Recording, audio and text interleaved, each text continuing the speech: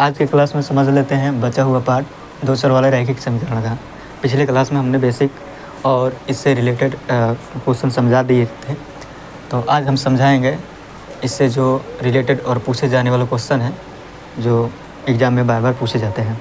ठीक है, चलिए समझते हैं। सबसे पहले ये जो दिया है क्वेश्चन, इसको हल करेंगे बारी बारी से। हालांकि हम कल ही बेसिक बता दिए थे कि किस तरीक़ा से ये बनता है और किस तरीक़े से क्वेश्चन पूछा जाता है। जो लड़का उस चीज़ों को पढ़ लेगा वो क्या होगा, उस चीज़ों से मतलब कि दिक्कत नहीं होगा, सारा चीज़ें हो जाएगा, मतलब आराम से होगा। ठीक है, तो हम 3 चीज़ बताए थे। 3 चीज़ें में क्या चीज़ें था, आइए रिपीट फिर से इसको रिपीट हम कर देते हैं। आलेख निकालने के लिए या किसी भी चीज़ को बताने के लिए इससे रिलेटेड जो क्वेश्चन होगा बन जाएगा, दिक्कत नहीं होगा। ठीक है, तो होता है A1 बटा A2 बराबर होता है B1 बटा B2 के नहीं बराबर होता है। ठीक है, दूसरा A1 बटा A2 बराबर होता है B1 बटा B2 बराबर नहीं होता है C1 बटा C2 के। और तीसरा होता है A1 बटा A2 बराबर होता है B1 बटा B2 के और बराबर होता है C1 बटा C2 के। ध्यान रखिएगा, इसका जो हल होगा तो कैसा हल होगा, तो प्रतिच्छेदी हल होगा। कैसा होगा हल होगा, प्रतिच्छेदी। जिसका हल होता है वो संगत होता है, जिसका हल नहीं होता वो असंगत होता है, चाहे एक ही क्यों ना हल हो। ठीक है, तो ये जो होगा इसका क्या होगा, हल होगा। कैसा हल होगा, अद्वितीय हल होगा। अद्वितीय का मतलब केवल क्या होगा, केवल एक हल होगा। ठीक है, और इसका रेखा पूछेगा तो कैसा होगा, प्रतिच्छेदी होगा, मतलब रेखाएं एक दूसरे को काटेंगी। इसका कोई हल नहीं होगा, मतलब कोई हल नहीं होगा तो रेखाएं कैसी जाएंगी, एक दूसरे के समानांतर जाएंगी, किसी भी जगह पे काटेंगे नहीं, ये किसी भी जगह पे मिलेगी नहीं।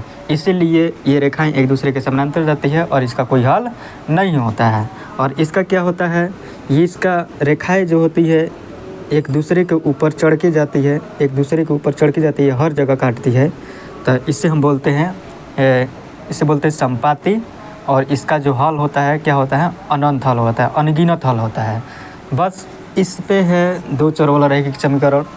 अगर इससे रिलेटेड कोई भी क्वेश्चन आता है बस इसको ध्यान में रखिए, आराम से बन जाएगा ऑब्जेक्टिव।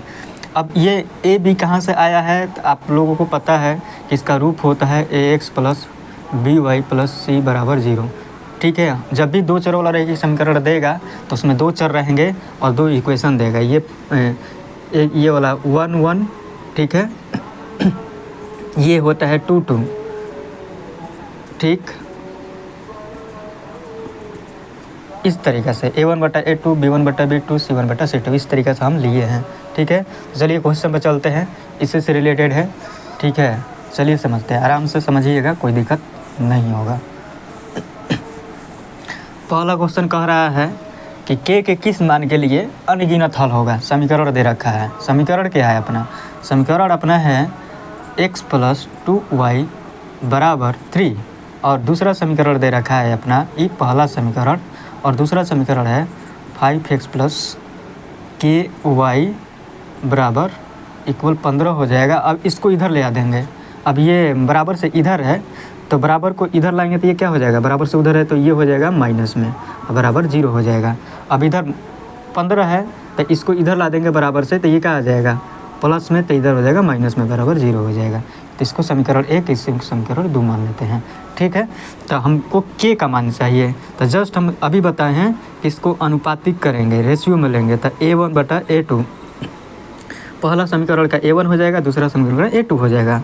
तो A1 बटा में A2 बराबर B1 बटा में B2 बराबर C1 बटा में C2। तो हम लेते हैं A1 कितना है, 1 है, कुछ नहीं है, तो A2 कितना है, 5 है, बराबर B1 कितना है, तो 2 है, और B2 कितना है, तो ये हो जाएगा आपका K। तो अब इसको क्या कर देंगे, क्रॉस मल्टीपल कर देंगे, तो K इंटू 1, तो K ही होगा।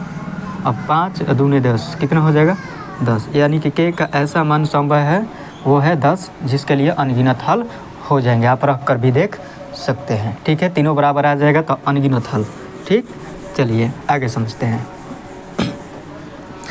प्लस समझ में आएगा। अगला समझते हैं। अगला बस खाली इसको पढ़ना है। रैखिक युग्म का हल अद्वितीय के लिए आलेख का रूप होगा। तभी जस्ट बताएं अद्वितीय के लिए क्या होता है, A1 बटा में A2 बराबर नहीं होता है B1 बटा में B2 के, यानी कि अद्वितीय हल होगा।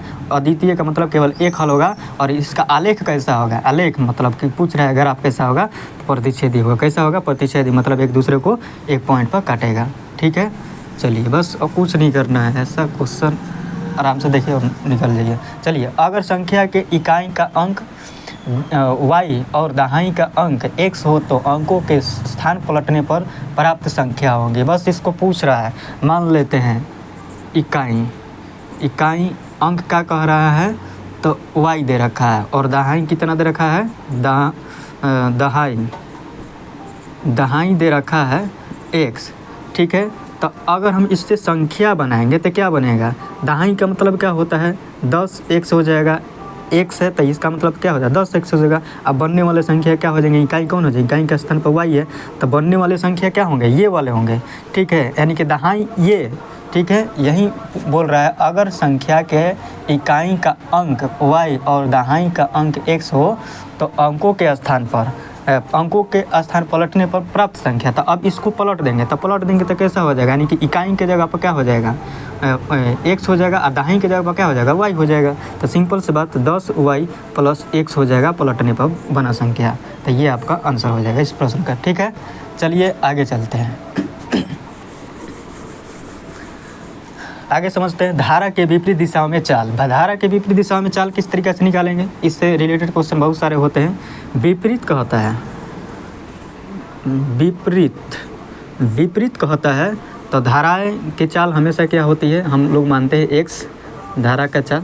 ठीक है, और नाव का हो और इससे अलग हो, बोट नाव चाहे कुछ भी चीज़ें हो उसका हम क्या मान लेते हैं, y मान लेते हैं। ठीक है, तो इसका विपरीत कहेगा तो क्या करेंगे, घटा देंगे। विपरीत कहेगा तो घटा देंगे और उसी के दिशा में कहेगा तो क्या कर देंगे, जोड़ देंगे। अनुदिश, अनुकूल, विपरीत, ये सारी चीज़ें कहेगा। ठीक है, तो इसको हम क्या लिख देंगे, किलोमीटर प्रति घंटा, यानी x माइनस वाई किलोमीटर प्रति घंटा। यानी धारा के विपरीत दिशा में चाल क्या हो जाएंगे, x माइनस वाई किलोमीटर प्रति घंटा, ये वाले हो जाएंगे। अनुकूल यानी इसके विपरीत दिशा में पूछ रहा था। विपरीत दिशा में धाराएँ के चाल जो होते हैं क्या हो जाती हैं, घट जाती हैं। और एक ही दिशा में जब चलती है, जैसे कहने का मतलब क्या है, ये नाव है, नाव और धारा आप लोगों ने पढ़ा होगा। नाव है और पानी इधर से जाता है इधर, यानी कि धारा का चाल इधर है और नाव भी इसी दिशा में जा रहा है। तो सिंपल सी बात, धारा के चाल और नाव का चाल दोनों क्या हो जाएगा, जुट जाएगा। और अगर धाराएं इस दिशा में बढ़ रही है और नाव इधर आ रहे थे, एक दूसरे के विपरीत आ रहे थे, सिंपल सी बात क्या हो जाएगा, घट जाएगा, एक दूसरे के विपरीत काम करेगा। ठीक है, बस इसको कुछ नहीं करना था, बस खाली इसको लिखना था समीकरण के रूप में। चलिए आगे समझते हैं। कह रहा है कि दो चर वाला रैखिक समीकरण दे रखा है। ठीक है, और इसमें y का मान पूछा हुआ है। तो y का मान हम कैसे निकालेंगे, ax plus by plus c बराबर 0। ये दो चर वाला रैखिक समीकरण दे रखा है, y का मान निकालना है। तो सिंपल से बात, हम बराबर से इधर से उधर करेंगे तो हम क्या लिख सकते हैं, by बराबर क्या लिखेंगे, c। अब ये इधर जाएगा बराबर से इधर, तो इसको हम क्या लिख सकते हैं, इसको हम लिख सकते हैं by प्लस सी बराबर माइनस ax लिख सकते हैं। ठीक है, अब हमको y चाहिए तो सिंपल सी बात, हम इसको उधर विदा करेंगे तो ये क्या हो जाएगा, by बराबर हो जाएगा a माइनस x। अब ये प्लस में तो इधर आ जाएगा, माइनस में हो जाएगा माइनस सी। ठीक है, अब यहाँ से y का मान निकालेंगे। तो y का मान निकालने के लिए हम क्या करते हैं कि इधर गुणा में है तो उधर भागा में विदा कर देंगे। तो y बराबर क्या हो जाएगा, माइनस ax माइनस सी बटे में क्या हो जाएगा b।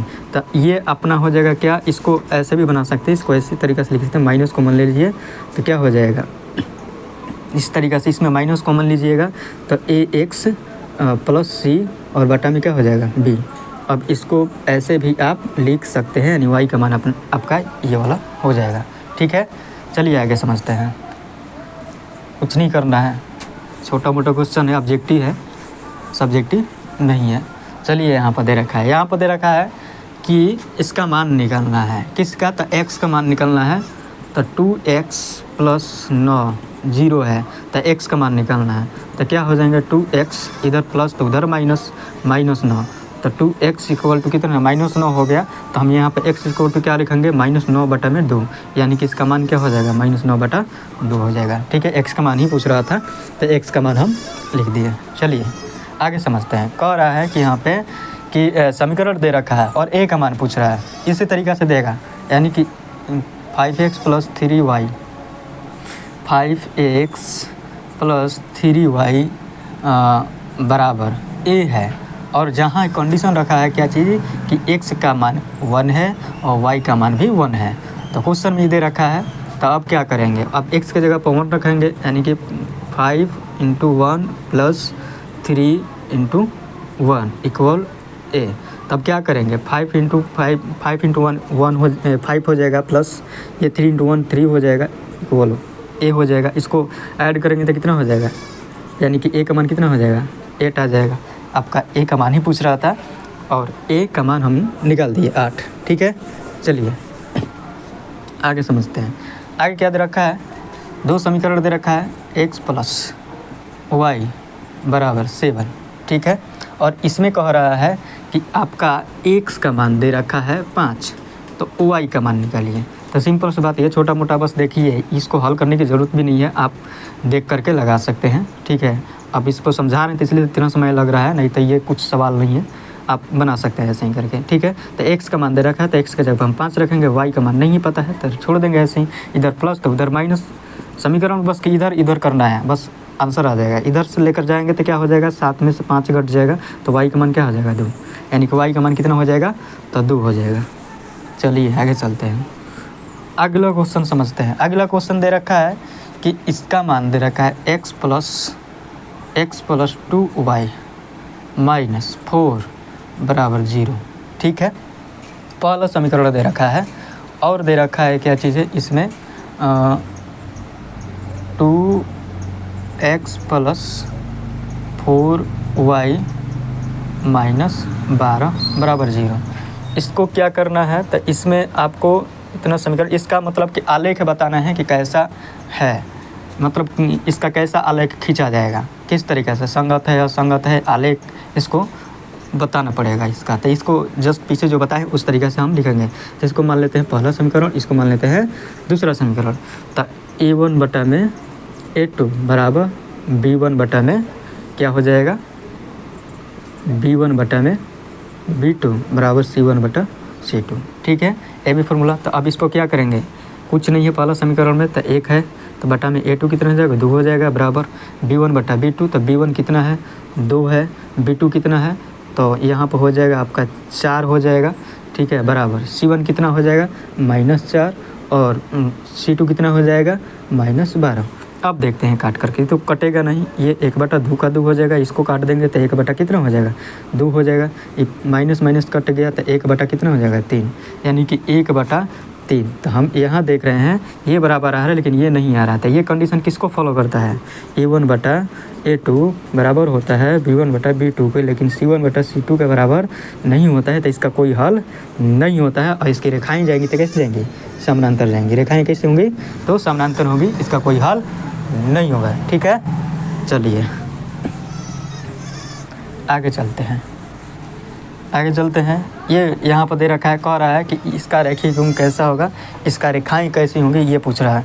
इसको क्या हम लिख सकते हैं, यहाँ पर दे रखा है, आप बताइए, इसको देख कर के ही बताने वाला है कि a1/a2 बराबर b1/b2 नहीं होता है c1/c2 का। तो इसका जस्ट पीछे वाला है, जो हम पीछे वाला समीकरण के रूप में दिया था, यहाँ पर जस्ट उसका फार्मूला ही दे दिया गया है।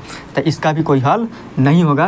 तो इसका रेखीय गुण कैसा होगा, इसका कैसा होगा, समानांतर होगा, यानी कि किसी भी रेखा को ये काटेगी नहीं। जब रेखा को काटेगी नहीं तो इसका कोई हल नहीं होता है। ठीक है, चलिए आगे समझते हैं।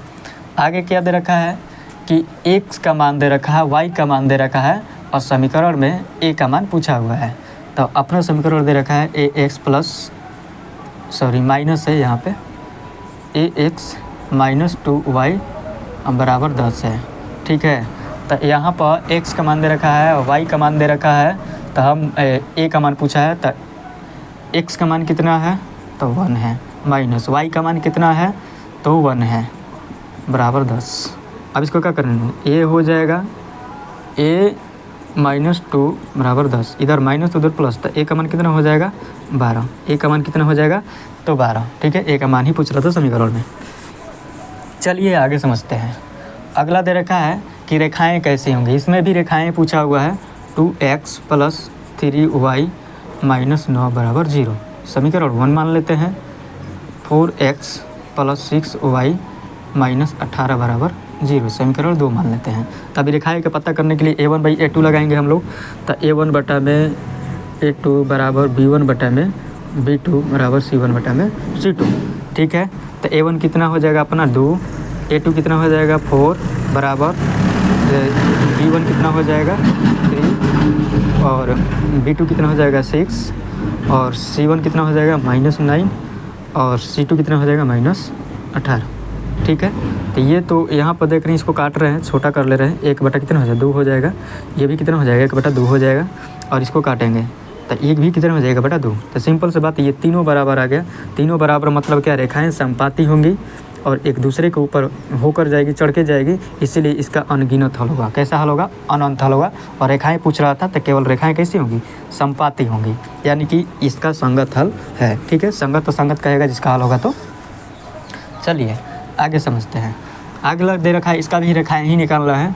समीकरण दे रखा है x - 2y बराबर 0, ठीक है। इसको समीकरण हम 1 मान लेते हैं। 3x + 4y - 20 बराबर 0, इसे समीकरण 2 मान लेते हैं, ठीक है। अब ध्यान दीजिएगा, यहाँ पर c नहीं है, तो c नहीं है तो c को क्या मान लेंगे 0 मान लेंगे, ठीक है। तो लिखेंगे a1/में a2 बराबर b1/में b2 बराबर c1/में c2। तो चलिए हम देखते हैं, a कितना है तो 1 है, कुछ नहीं है। तो a2 कितना है तो 3 है बराबर b1 कितना हो जाएगा तो -2 हो जाएगा, b2 कितना हो जाएगा तो 4 हो जाएगा बराबर c1 इसका कुछ नहीं है तो मतलब 0 है और बटे में अब इसका c2 कितना है तो -20 है। तो सिंपल से बात हम यहाँ पर देख रहे हैं क्या, ये कोई भी पोर्शन बराबर हो नहीं रहा है, यानी कि सिंपल से बात इसका कोई हल नहीं होगा। मतलब हम कह सकते हैं कि 1/3 हो जाएगा यहाँ पे और ये कितना हो जाएगा -1/2 होगा और बराबर ही तो 0 हो जाएगा। ये कोई समीकरण ही नहीं ऐसे बनाता है। हम जानते हैं यहाँ पर 1 मिनट देख लीजिए यहाँ पर हम क्या देख रहे हैं कि इसका तो 0 मान हो गया, ठीक है।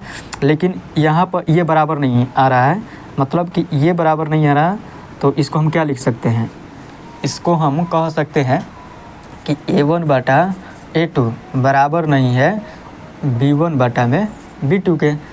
तो यहाँ पर इसका हल होगा। अब कैसा हल होगा, हम जानते हैं कि अगर पहला बराबर दूसरा का नहीं होता है तो कैसा हल होता है, अद्वितीय हल होता है। कैसा होता है, अद्वितीय होता है। अद्वितीय का मतलब रेखाएं कैसी होंगी, प्रतिच्छेदी होंगी। प्रतिच्छेदी कहने का मतलब क्या होगा, एक हल इसका होगा। लेकिन हाँ, इस कंडीशन में, किस कंडीशन में कि a1/a2 बराबर हो गया b1/b2 के, तब हम c1 को देखते हैं। लेकिन यहाँ पर देख रहे हैं पहले ही बराबर नहीं है, तो इसीलिए इसका हल होगा। लेकिन कैसा हल होगा, केवल एक हल होगा और रेखाएं कैसे होंगी तो प्रतिच्छेदी होंगी, एक दूसरे को काटेंगी, ठीक है।